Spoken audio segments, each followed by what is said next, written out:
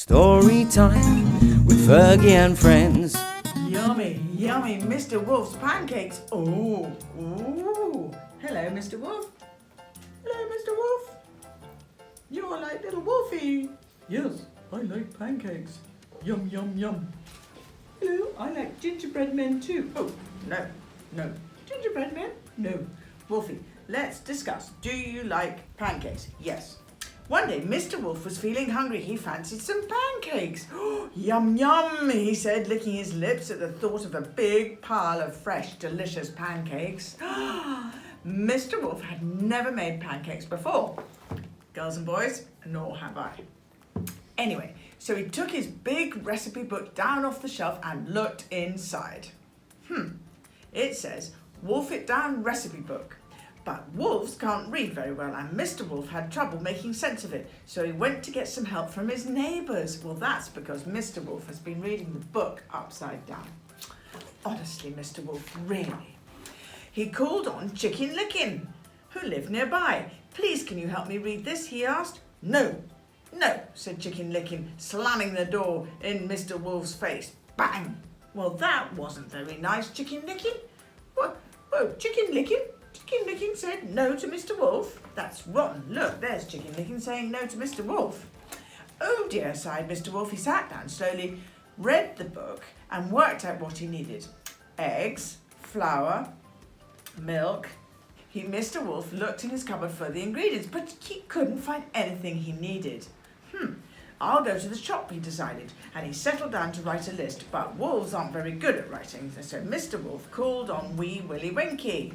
You're very clever, said Mr. Wolf. Can you help me write my shopping list, please? No, said Wee Willie Winkie. Now go away. And he slammed his door. Bang. There's no need to be like that. Oh, I agree, Mr. Wolf. I tell you, that's not very nice, said Mr. Wolf quietly.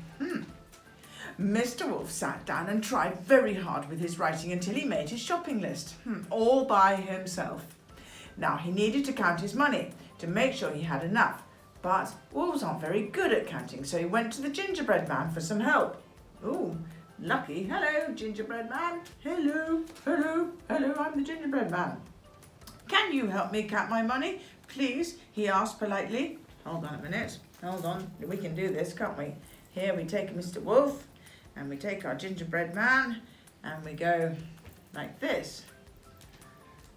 Hello, said the wolf to gingerbread man. Yes, I am the gingerbread man.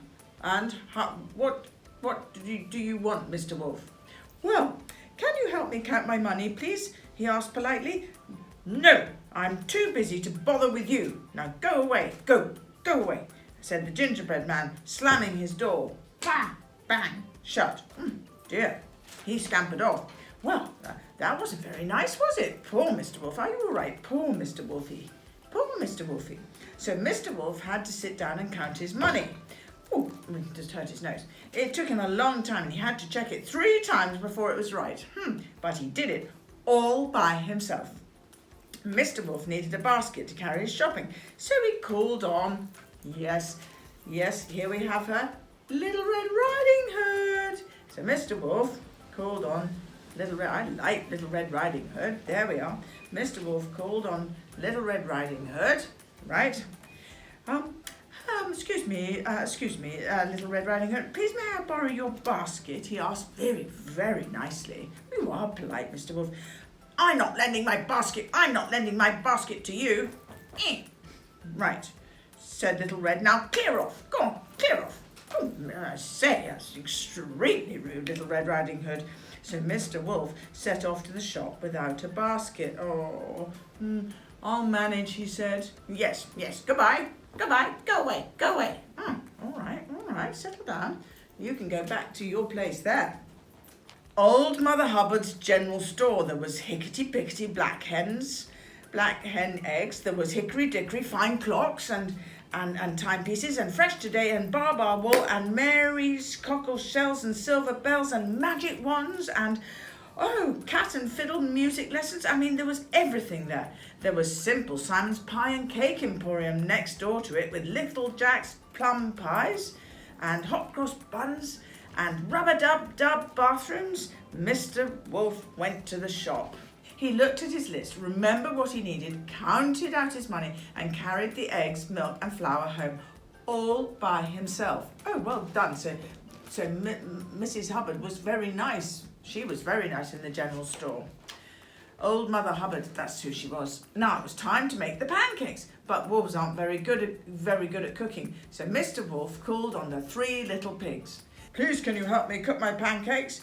I'll share them with you. I really will. I'll share them with you, he said very kindly. Hello, please. No chance, chorused the pigs, slamming their doors. Bang, bang, bang. Mr. Wolf felt very, very, very sad. Nobody wanted to help him, and poor Mr. Wolf, he was crying. Oh, Mr. Wolf, don't cry. We'll find a napkin for you. Don't cry, Mr. Wolf. Don't cry, Mr. Wolf. Oh, no, poor Mr. Wolf.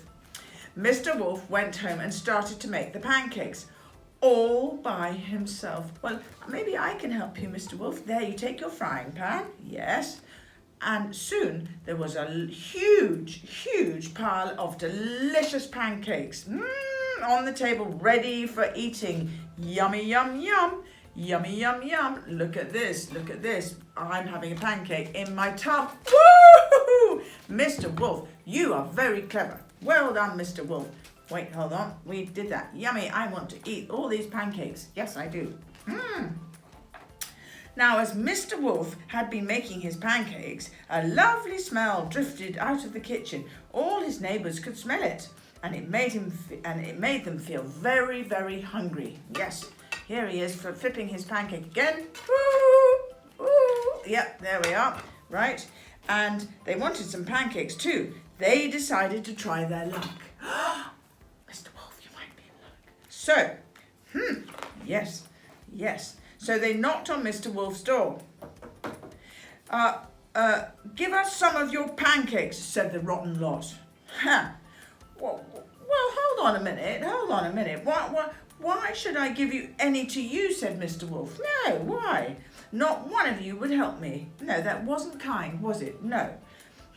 We'll help you eat them, replied Mr. Wolf's neighbours rather nastily. Oh, Little Red Riding Hood, I'll help you eat them. Yes, I will, replied Mr. Wolf's neighbours nastily. Anyway, we're not going away until you give us some.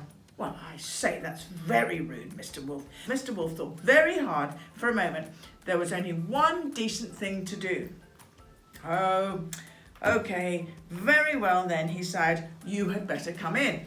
Come on in. Yes. Mr. Wolf opened the door wide and whoosh! Oh my goodness! His greedy neighbours rudely pushed him aside down the hall. And they all jumped in the frying pan. And Chicky Dicky, and the wolf, and the piggies, and Little Red Riding Hood, and they all went whoa, whoa, whoa, whoa, whoa, whoa, whoa, whoa. Mr. Wolf shook his head, shrugged his shoulders, followed them into the kitchen, and when they were all in the kitchen, Mr. Wolf gobbled them, snippety, snappity, snippety, snappity, and that was the end of his unhelpful neighbours. Ha! And then, with his bulging tummy not quite full, Mr. Wolf, oh dear, you better go, because you've been eaten, right? You're all eaten. That's you eaten. Ha! And then, with his bulging tummy not quite full, Mr. Wolf sat down to eat his pile of pancakes. There we are, pile of pancakes, and he did it all by himself. Well, he had to be all by himself, because guess why? What did you do? I ate everybody, so there was no one to play with. Moral of the tale, don't eat your neighbour, because then you won't have any friends to play with.